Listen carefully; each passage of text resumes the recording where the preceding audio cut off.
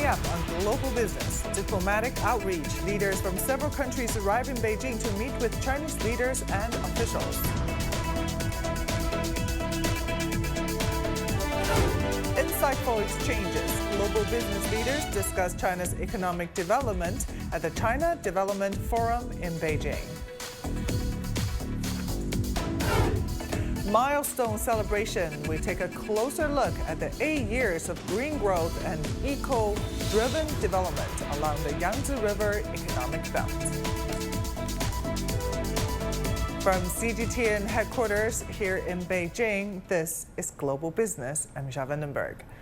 Chinese President Xi Jinping has met his counterpart from Nauru, David Adiang, in Beijing. The visit comes just 2 months after the nations re-established official diplomatic relations in January. Xi Jinping has welcomed Nauru's support for the One China principle, which he said was in line with the prevailing trend of the times. Xi points out China always treats others as its equal, and China-Nauru relations are based on mutual respect, win-win cooperation, and mutual support. President Xi also praises Nauru's participation in the Belt and Road Initiative and says China is ready to expand practical cooperation, provide more climate assistance, and support Nauru's independent development.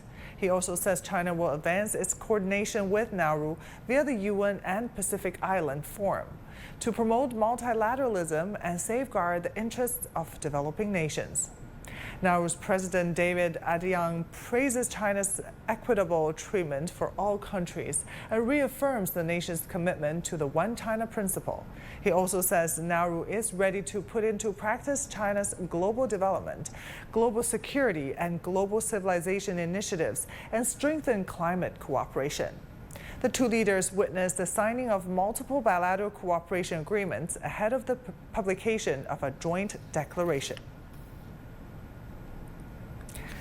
China has emerged as Nauru's largest trading partner in recent years, accounting for approximately half of Nauru's imports and exports. Despite experiencing significant growth during the COVID-19 pandemic, bilateral trade between the two countries plummeted by 50% last year to just $6 million, largely due to a weakened global demand. However, the scale of trade in 2023 remained considerably larger than pre-pandemic levels. Chinese exports to Nauru, particularly machinery, chemicals, and electrical equipment, have dominated the bilateral trade, while Nauru's rich natural resources, including phosphate and bauxite, are the leading exports to China. Earlier, we caught up with Dominic Tabuna, Secretary of Foreign Affairs and Trade in Nauru. He highlighted that the restoration of diplomatic ties between China and Nauru will generate fresh prospects for Nauru's economic and trade advancement. This relationship is very important, as you would have seen from the commitment from the government of Nauru and the Parliament of Nauru with its membership voting unanimously in favor of recognizing the One China principle.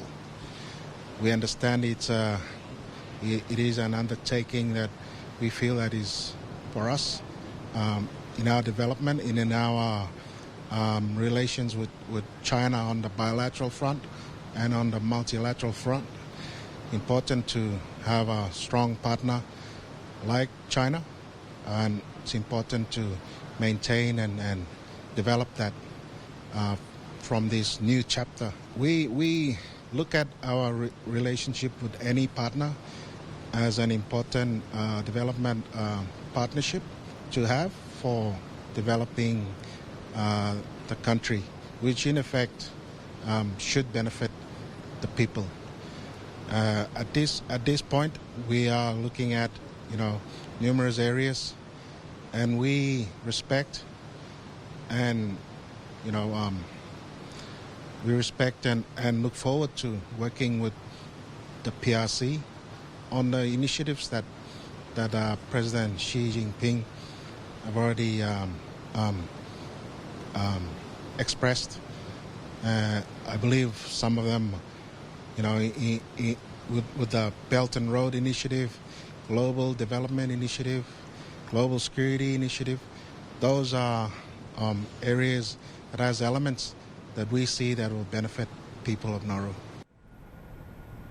Chinese President Xi Jinping met Dominican Prime Minister Roosevelt Skerrit earlier today in Beijing. Nepal's Deputy Prime Minister is currently in Beijing on an official visit, while the Prime Minister of the Netherlands is expected to start his official trip later this week. CGTN's Sun Ye has more details. Chinese President Xi Jinping has met with Prime Minister of Dominica Roosevelt Skerrit earlier in the day. The Prime Minister is in Beijing today for the start of the official visit. He was also at the Tiananmen Square today, where he laid a wreath at the monument to the people's heroes. And this official visit in China will last until Friday. And of course, 2 more heavyweight visits for this busy week. Nepalese Deputy Prime Minister and Foreign Minister Shrestha is on an official visit to China from Monday to April the 1st. And at the invitation of Chinese Premier Li Qiang, the Dutch Prime Minister Mark Rutte will pay a working visit to China from March 26th to the 27th. You're watching Global Business, still to come. Global business leaders discuss China's economic development at the China Development Forum in Beijing.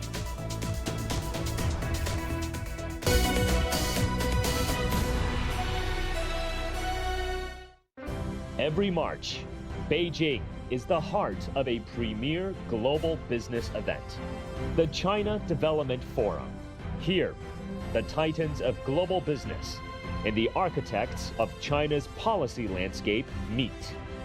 From the future of global growth to accelerating sustainable development to spotlighting the forefront of innovation, CGTN brings you exclusive insights that drive change in the Chinese economy and beyond. Join us at CDF 2024, only on CGTN.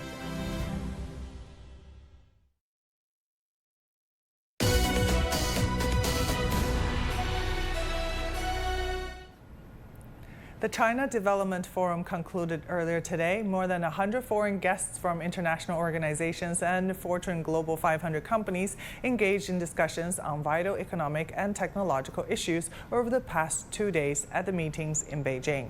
Our correspondent Wang Tianyu was at the event to gain valuable insights on the global leaders' perspectives on China's market and technology. Take a look. I don't know if anyone's leading yet. The race is still going.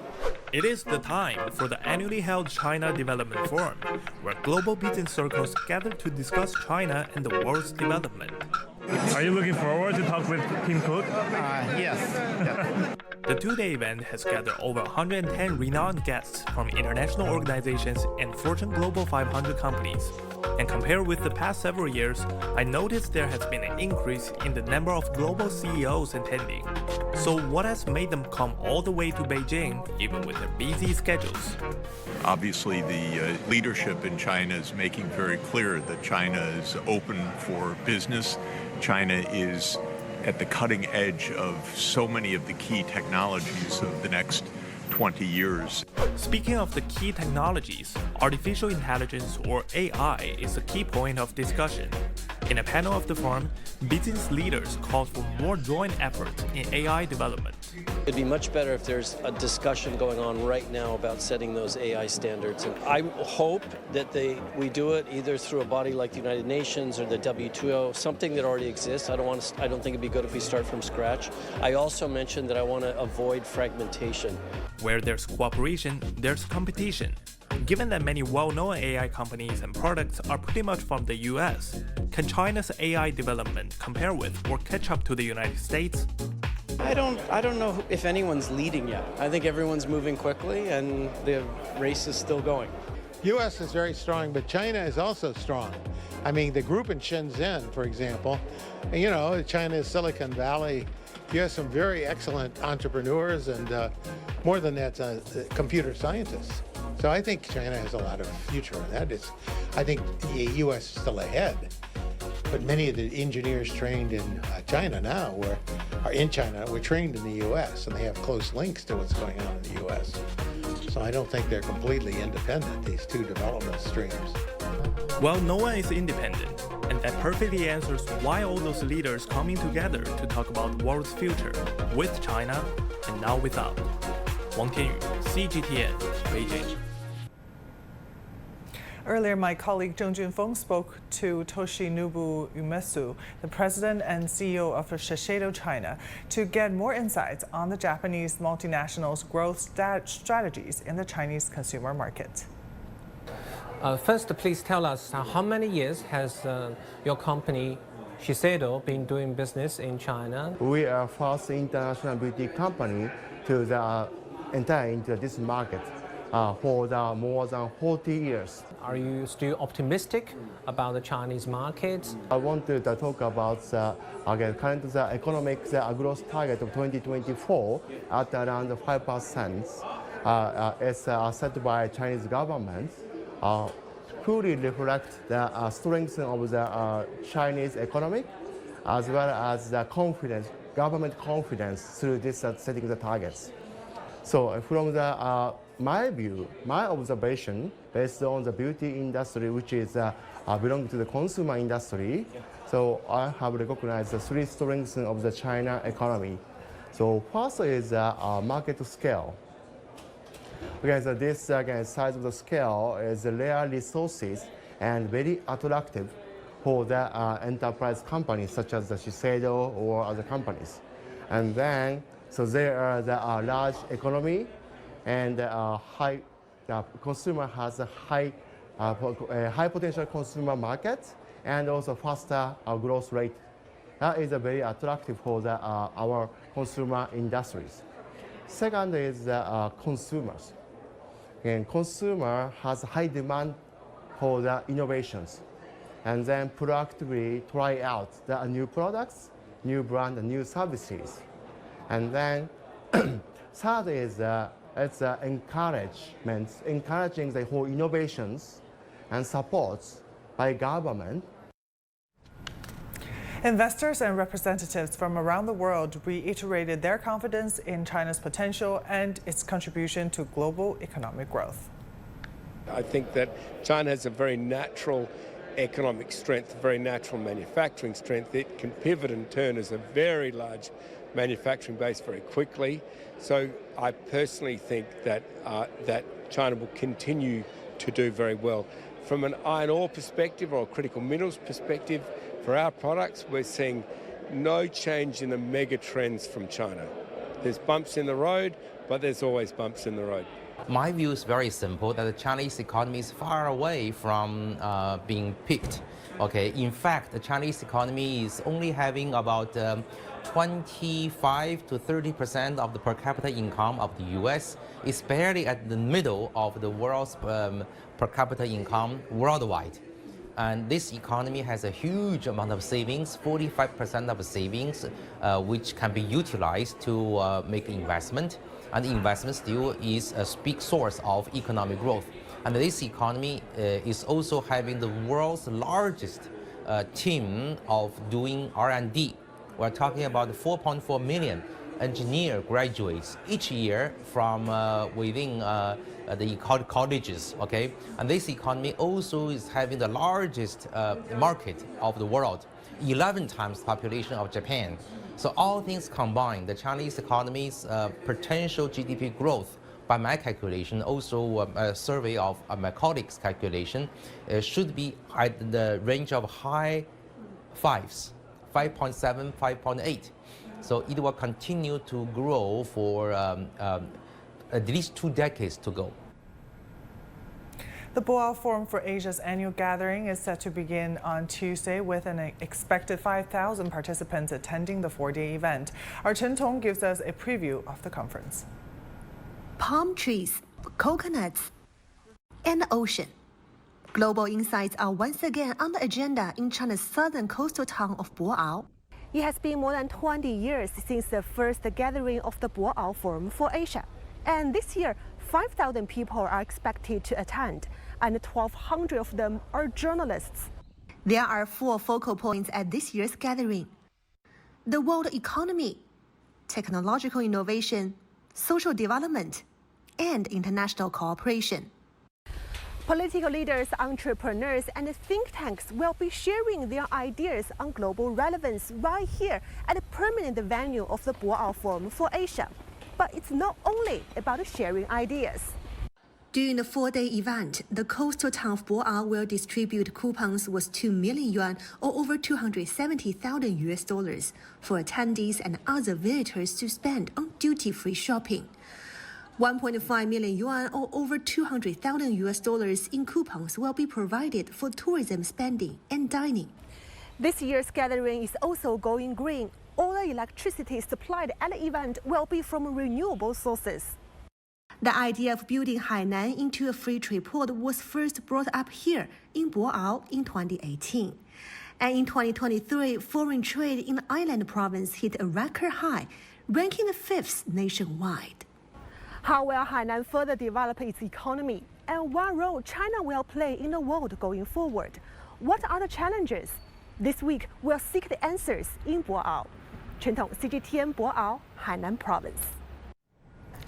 A delegation from the China International Import Expo held a first-ever promotional event in Rio de Janeiro last Friday, attracting business leaders and officials from both China and Brazil. Encouraging Brazilian businesses to exhibit at the 7th CIIE, says the promoters, is one of the best ways to gain access to the huge Chinese market. Lucrecia Franco reports from Rio de Janeiro. A first-ever cooperation agreement between the Brazilian Commercial Association of Rio de Janeiro and the Chinese government.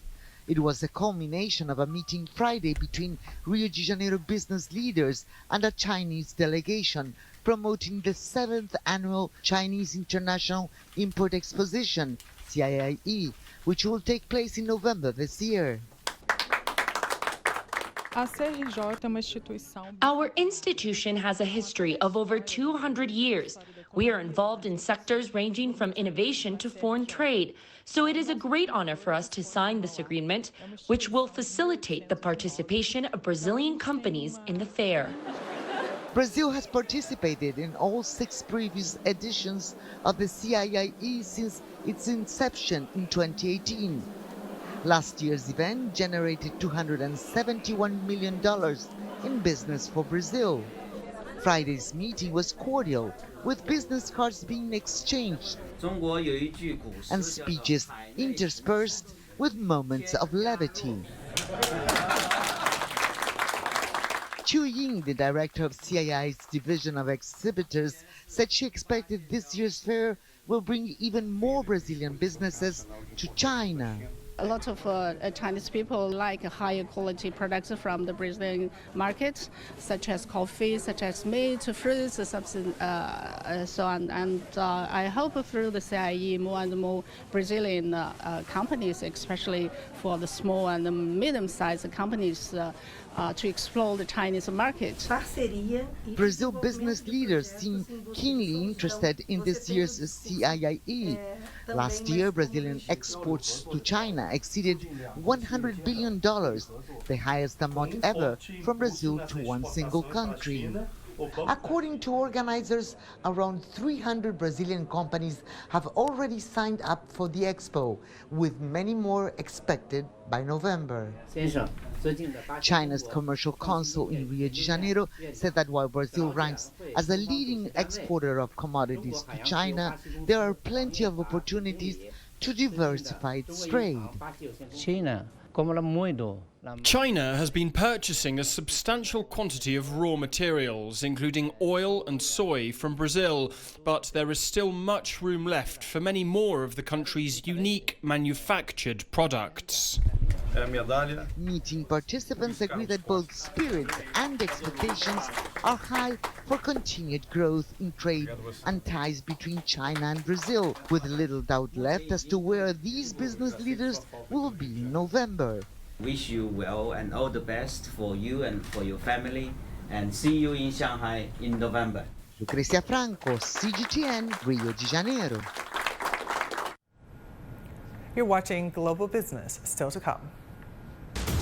We take a closer look at the 8 years of green growth and the eco-driven development along the Yangtze River economic belt.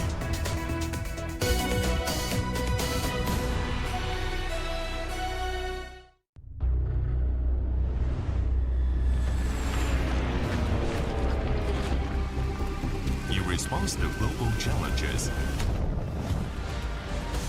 And recognizing our shared destiny, we must promote peace, development, and cooperation.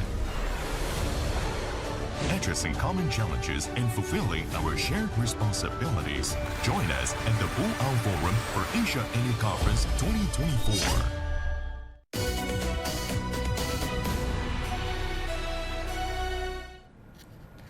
This year marks the 8th anniversary since China introduced the blueprint for the development of the Yangtze River Economic Belt, establishing the first regional development strategy to prioritize ecological conservation and green development as core principles.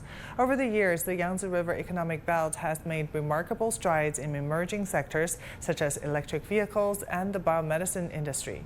Since 2023, nearly 2,100 enterprises in the region have been recognized as China's little giants. Specialized enterprises with significant market shares and robust innovative capabilities, accounting for 57 of the country's total. The region has also made significant strides in environmental initiatives, with 666 new green factories established in the past year, driving industries to accelerate their transition to sustainable practices. For more discussions on the Yangtze River Economic Belt and its future development, we're joined by Yingzhi Cheng, Associate Dean of the School of Public Policy and Management at Tsinghua University. Professor Yin, very good to see you, and thank you for coming on the show. So first, what significant developments have occurred in the Yangtze River Economic Belt since the 8th anniversary of the development plan's implementation? Yeah, there are a lot. But number one would be of course, the ecological restoration. So here are some policies. These policies have been focusing on the coordination between economic development and ecological and environmental protection in the regions along the Yangtze River Economic Belt. And this ecological environment of the regions has been gradually and to large extent restored. And of course, on the basis of this ecological protection and restoration, there have been innovation-driven, high-quality economic development.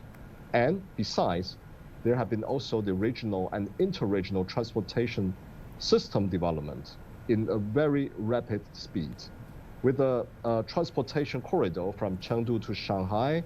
And there have been also transportation networks developed centered mega cities and large cities. For instance, I experienced the expressway from Chongqing Central City to Youyang County in 2023.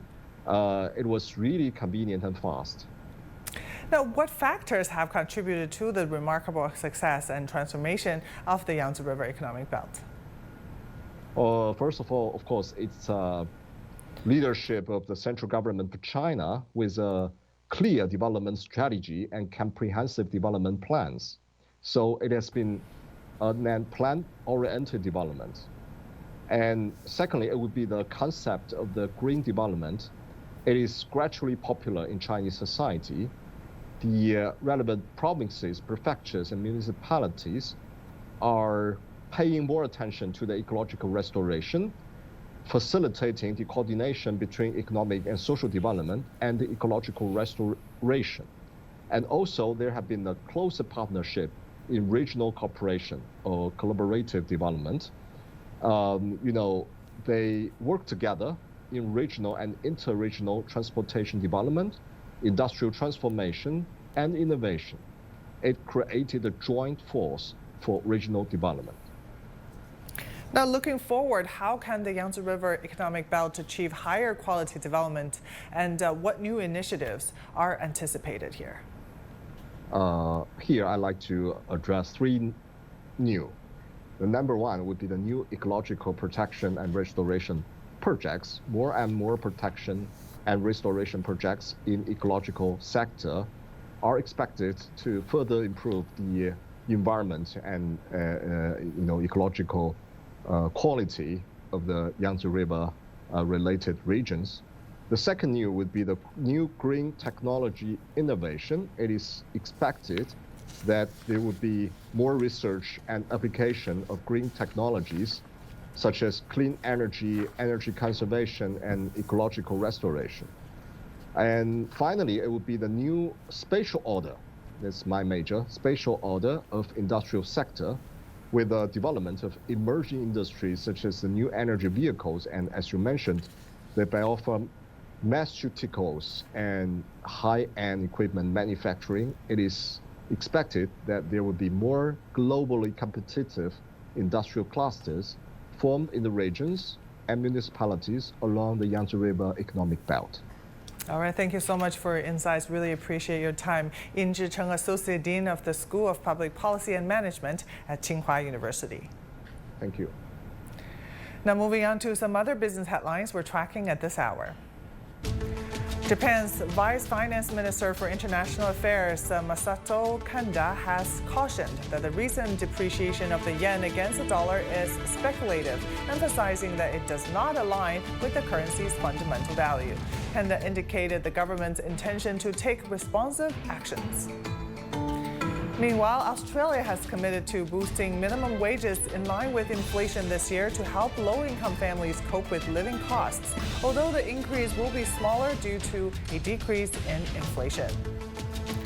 Oil prices rose early on Monday in Asian trading amid concerns about global geopolitical risks potentially leading to tighter oil supply. The reduction in the U.S. rig count also contributed to the upward pressure on prices. And that will do it for this edition of Global Business. I'm Michelle Vandenberg in Beijing. Thank you for watching. Bye for now.